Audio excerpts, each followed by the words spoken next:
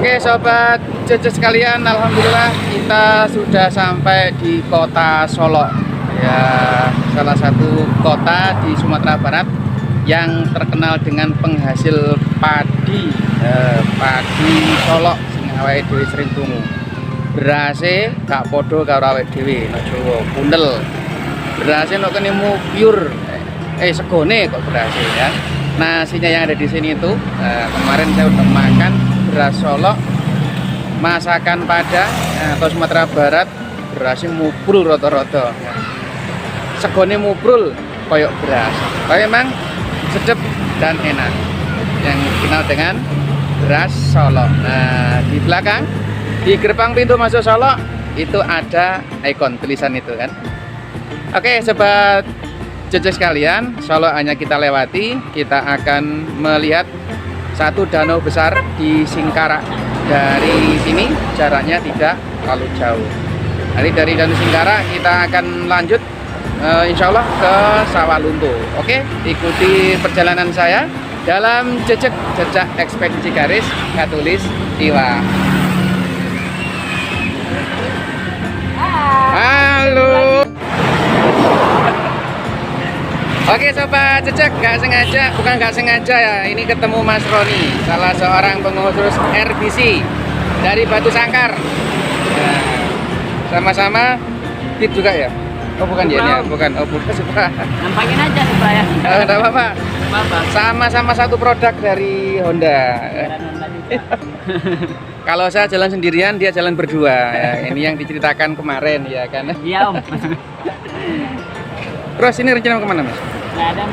Oke sobat, setelah saya berbicara dengan salah seorang rider dari Batu Sangkar, saya pun melanjutkan perjalanan menuju Danau Singkarak. Tidak lama kemudian saya telah sampai di bibir danau, dan terus saya lanjutkan dengan riding sepanjang bibir Danau Singkarak sambil menikmati indahnya pemandangan di sekitar Danau Singkarak. Ada pegunungan yang menjulang tinggi di pinggir Danau Singkarak. Ada juga tebing-tebing tinggi yang menghiasi perjalanan saya, sehingga semakin menambah keindahan tatkala saya riding di sepanjang pinggir jalan Danau Singkarak ini. Masya Allah, tabarakallah, tempat yang begitu indah, anugerah dari Allah Subhanahu wa Ta'ala untuk masyarakat Indonesia yang Allah letakkan di daerah Solok ya, Sumatera Barat. Menurut kabar, danau ini adalah danau terbesar kedua setelah Danau Toba. Sedikit agak tenang ya, hati juga tenang dengan menyaksikan keindahan ciptaan Allah Subhanahu wa Ta'ala di bumi Sumatera Barat ini. Ya, yang paling bikin tenang yaitu ya ala bidzikrillahi tatmainnul qulub. Hanya dengan berzikir hati bisa menjadi tenang. Zikir sambil menikmati keindahan alam. Alhamdulillah sobat jejak sekalian, jejak bisa menapakkan jejaknya di Danau Singkarak. Salah satu keindahan milik Indonesia yang berada di tanah Sumatera Barat. Ini patut kita syukuri, kata salah seorang kawan yang dari Timur Tengah mengatakan bahwasanya Indonesia kal jannah. Indonesia seperti surga. Karena begitu banyaknya tanda-tanda yang ada di Indonesia ini, termasuk pegunungannya, tanamannya, sungainya, danaunya, yang menambah Indonesia semakin cantik dalam pandangan mata. Oke sobat jejak sekalian, ini kita masih berhenti ya sambil menikmati indahnya Danau Singkarak ini.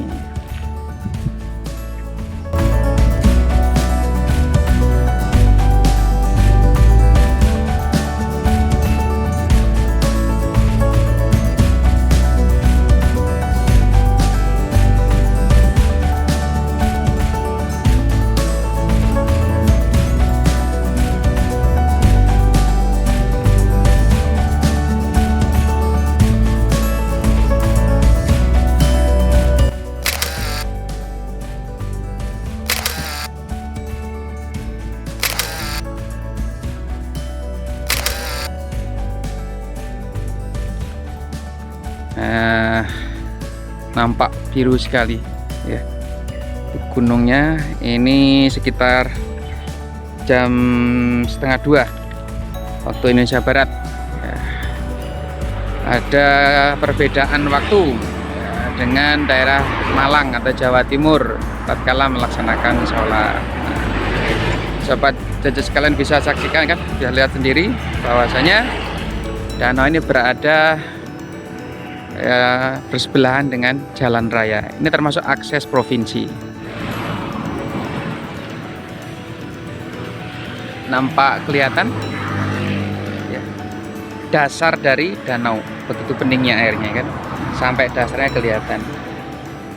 Cukup dalam itu ya, ada 2 meter. Setelah mengitari Danau Singkarak yang jaraknya mencapai belasan kilometer, ini belum semuanya selesai saya kelilingi, tapi saya merasa cukup dan memutar haluan Sibeti menuju arah Sijunjung. Sawah Lunto tidak jadi mampir karena kawan yang ada di Sawah Lunto tidak bisa dihubungi. Saya pun memacu Sibeti arah balik melewati kembali kota Solo menuju Kabupaten Sijunjung. Dan alhamdulillah sepanjang jalan yang saya lewati dari Solo ke arah Sijunjung, karena Allah hadiahkan kepada saya pemandangan-pemandangan yang masya Allah, tabarakallah, subhanallah ya. Tebing-tebing yang begitu indah dipandang mata, sehingga tak jemu-jemu juga ini memandang keindahan karunia Allah Subhanahu wa Ta'ala di tanah Sumatera Barat ini. Maka saya abadikan dalam sebuah gambar yang mungkin suatu saat akan bisa mengobati rasa rindu saya atau kangen sayang apabila rindu dengan tanah Sumatera Barat. Maka sepanjang jalan ada begitu banyak pemandangan ya, termasuk rumah-rumah yang menjual nasi yang khas. Kalau di kampung kita atau di Jawa namanya nasi Padang atau rumah makan Padang. Nah, di sini nggak ada rumah makan Padang ya, yang adanya ampera. Nah, dan ada juga pemandangan tambahan, yakni padi yang mulai menguning, ya, di mana masyarakat Solo, Sumatera Barat ini sebagian besar mulai panen raya, sehingga mereka memanen padinya. Menjadi salah satu pemandangan indah juga dalam perjalanan saya menuju Kabupaten Sijunjung. Oke sobat jejak sekalian, ada tempat yang menarik sebenarnya di Sawah Lunto, yakni peninggalan zaman Belanda dulu. Nah, tapi mungkin bukan saat ini kita ekspos ya, mungkin di video berikutnya akan kita ekspos Sawah Lunto. Sawah Lunto ini hanya kita lewati saja karena kita menuju Sijunjung. Ya, ini Sawah Lunto telah ada di depan mata dan telah kita lewati.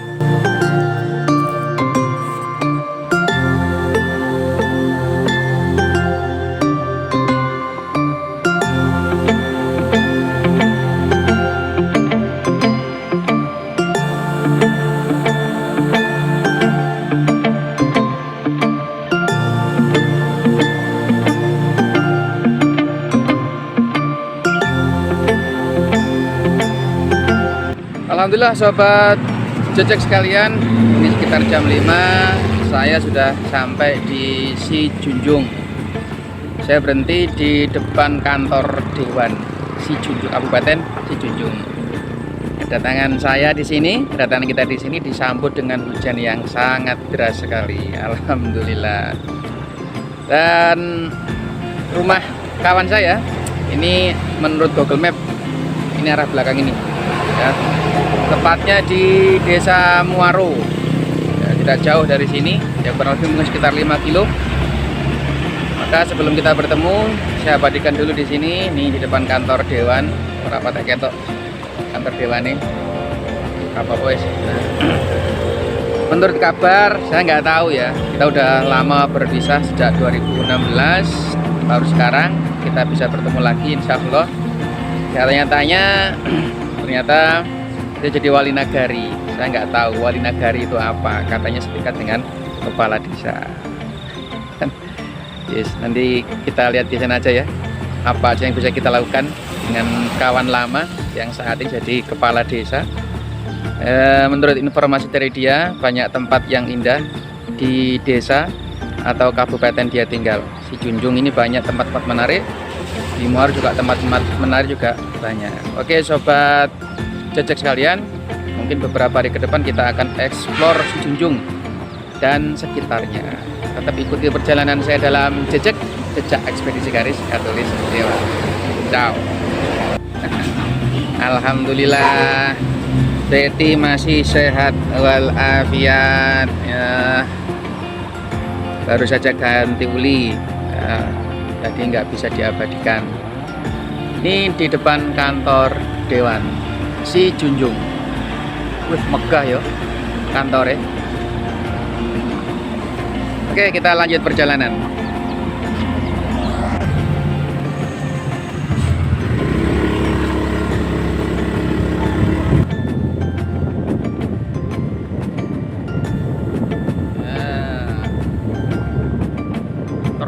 Junjung masa Allah. Ada dewe gak kayak gini ya? Apa wis?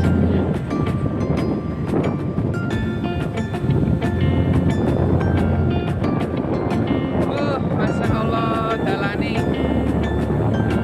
Oh, enggak. Sepi, bro. Masih banyak lahan kosong di belakang kantor dewan si Junjung.